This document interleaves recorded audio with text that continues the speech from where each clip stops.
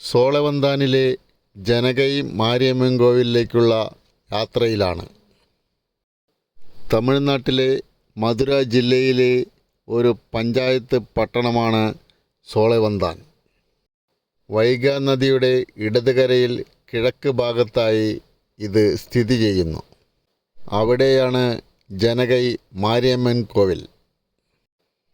പോകുന്ന വഴിയിലെല്ലാം മനോഹരമായ പ്രകൃതി കാഴ്ചകളാണ്.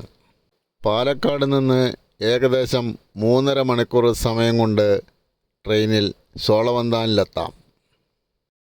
തമിഴ്നാട്ടിലെ കൃഷിയിടങ്ങളുടെ ഭൂപ്രകൃതി ആസ്വദിച്ചുകൊണ്ട് നമ്മൾക്ക് യാത്ര ചെയ്യാം. മധുരയിലേക്ക് പോകുന്ന വഴിയിലാണ് സോളവന്താൻ. സോളവന്താനിൽ നിന്ന് 25 കിലോമീറ്റർ ദൂരമേ മധുരയിലേക്കുള്ളൂ. വളരെ ഫലഭൂയിഷ്ഠമായ പ്രദേശമാണ് സോളവന്താൻ. അതുകൊണ്ട് തന്നെ പലതരം കൃഷികളും ഇവിടെ നടക്കുന്നുണ്ട്. നെൽകൃഷിയാണ് അതിൽ പ്രധാനം. ചോളവും തെങ്ങും കരിമ്പും പയറുവർഗ്ഗങ്ങളും എല്ലാം ഇവിടെ വളരെയധികം കൃഷി ചെയ്യുന്നുണ്ട്. മധുര ജില്ലയിലെ ഏറ്റവുമധികം ഫലഭൂയിഷ്ഠമായ സ്ഥലമാണ് സോളവന്താൻ. വർഷത്തിൽ മുഴുവൻ സമയവും നെൽകൃഷി ചെയ്യുന്ന സ്ഥലങ്ങളിൽ ഒന്നാണ് സോളവന്താൻ. ജനങ്ങളുടെ പ്രധാന തൊഴിലും കൃഷി തന്നെയാണ്. കാളയെ മെരുക്കലും ജല്ലിക്കെട്ടും കോഴിപ്പോരും ഗ്രാമസംസ്കാരത്തിൻ്റെ ഭാഗങ്ങളാണ്.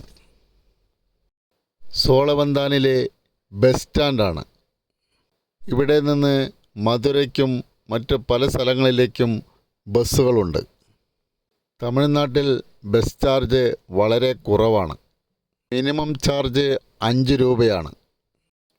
ബസ് സ്റ്റാൻഡ് പരിസരത്ത് നിന്ന് സമീപമുള്ള ചെറിയ ചായക്കടയിൽ നിന്ന് ഇഡ്ഡലി കഴിച്ചു. ആളെ നോക്കിയാണ് കച്ചവടം. പോകുന്ന വഴിയിലെല്ലാം ഇറച്ചിക്കടകളാണ്. മട്ടനും ചിക്കനും ബീഫ് ഇവിടെ ഇല്ല. ബസ് സ്റ്റാൻഡിൽ നിന്ന് 300 മീറ്റർ ദൂരമാണ് ക്ഷേത്രത്തിലേക്കുള്ളത്. റെയിൽവേ സ്റ്റേഷനിൽ നിന്ന് 700 മീറ്ററും. ധാരാളം ഭക്തർ സന്ദർശിക്കുന്ന ഒരു ക്ഷേത്രമാണ് ജനകൈ മാരിയമ്മൻ കോവിൽ. ശക്തിദേവിയാണ് പ്രധാന പ്രതിഷ്ഠ. സ്വയംഭൂവായ വിഗ്രഹമാണ്. വിഗ്രഹത്തിന് 2 അടിയോളം പൊക്കമുണ്ട്. ഭക്തർ അധികവും വരുന്നത് ചൊവ്വ വെള്ളി ദിവസങ്ങളിലാണ്.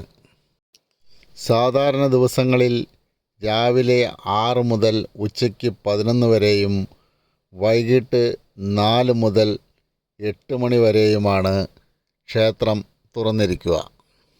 ചൊവ്വ വെള്ളി ദിവസങ്ങളിൽ രാവിലെ 6 മണിക്ക് തുറന്നാൽ വൈകിട്ട് 8 മണിക്ക് മാത്രമേ ക്ഷേത്രം അടയ്ക്കുകയുള്ളൂ.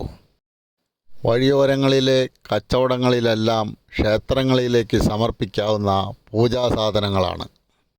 ആൾരൂപങ്ങൾ, തൊട്ടിലുകൾ എന്നിവയാണ് പ്രധാനമായും. ക്ഷേത്രത്തിൽ 17 ദിവസത്തെ വൈകാശി ഉത്സവം ആഘോഷിക്കുന്ന സമയമാണ് ഇപ്പോൾ.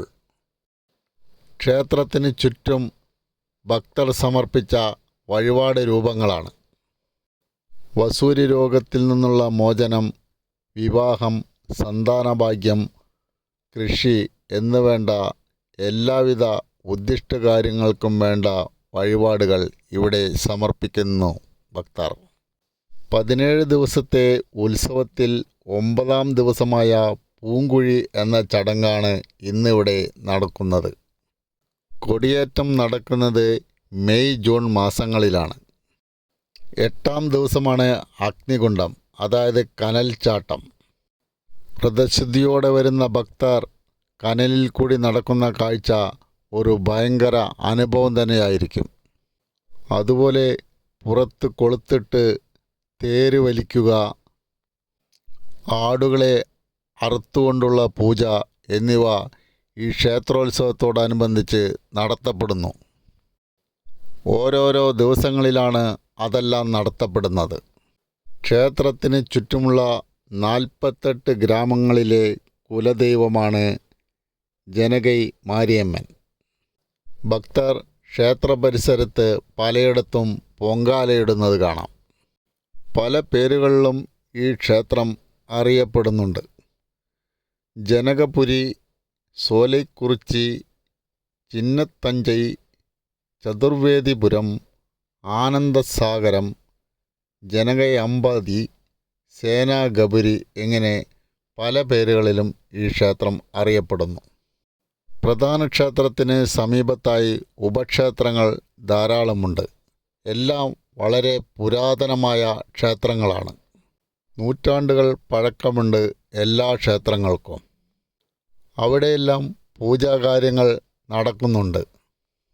ഭക്തരുടെ തിരക്ക് അധികവും പ്രധാന ക്ഷേത്രത്തിൽ തന്നെയാണ്.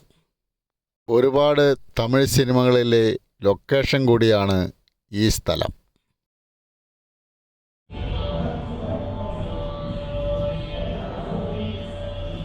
അമ്മയുടെ അനുഗ്രഹത്താൽ എല്ലാ രോഗങ്ങളും സുഖപ്പെടുമെന്നാണ് വിശ്വാസം. കാർഷിക ഗ്രാമങ്ങളുടെ സ്ഥലമായ ഇവിടെ കൃഷി അഭിവൃദ്ധിപ്പെടുവാൻ വേണ്ടി പ്രാർത്ഥനയ്ക്ക് വരുന്നവരും ധാരാളമുണ്ട്. അമ്മയുടെ അനുഗ്രഹത്താൽ കൃഷി വളരെയധികം അഭിവൃദ്ധിപ്പെടുമെന്നാണ് ഇവിടുത്തുകാരുടെ വിശ്വാസം. വിവാഹം നടക്കാത്തവർ, സന്താനഭാഗ്യമില്ലാത്തവർ എന്നിവരും ഇവിടെ വന്ന് അമ്മയെ പ്രാർത്ഥിക്കാറുണ്ട്. മറ്റുള്ളവർ ചെയ്ത ദുഷ്കർമ്മങ്ങളിൽ നിന്ന് മോചനം നേടുവാനും ഇവിടെ വന്ന് ഭക്തർ പ്രാർത്ഥിക്കുന്നു. എല്ലാ ഭക്തരും വളരെ ഭക്തി ആദരപൂർവമാണ് ഈ ക്ഷേത്രം സന്ദർശിക്കുന്നത്. എല്ലാത്തിനും പരിഹാരം അമ്മ നൽകുമെന്ന് എല്ലാവരും വിശ്വസിക്കുന്നു. സന്താന സൗഭാഗ്യമില്ലാത്തവർക്ക് സന്താനം ലഭിച്ചാൽ ആ കുട്ടിയെയും കൊണ്ട് ക്ഷേത്രത്തിന് ചുറ്റും ഒരു ബൊമ്മയും തൊട്ടിലുമെടുത്ത് വലം വയ്ക്കുന്ന ഒരു രീതിയും ഇവിടെയുണ്ട്. അങ്ങനെ ഒട്ടനവധി ആചാരങ്ങൾ നമ്മൾക്ക് ക്ഷേത്രത്തിൽ കാണാം. ക്ഷേത്രത്തിന് പടിഞ്ഞാറ് വശം വൈഗോ നദിയാണ്. ഈ നദിയുടെ ഓരത്താണ് മൃഗബലിയും മറ്റും നടത്തുന്നത്. നദിയിലിപ്പോൾ വെള്ളം വളരെ കുറവാണ്. എന്നിരുന്നാലും ഈ നാട്ടിൽ ജലദൗർബല്യമില്ല. ഏതായാലും സോളവന്താനിലെ ഈ കാഴ്ചകളെല്ലാം നമ്മളുടെ മനസ്സിനെ ആനന്ദപ്രദമാക്കും.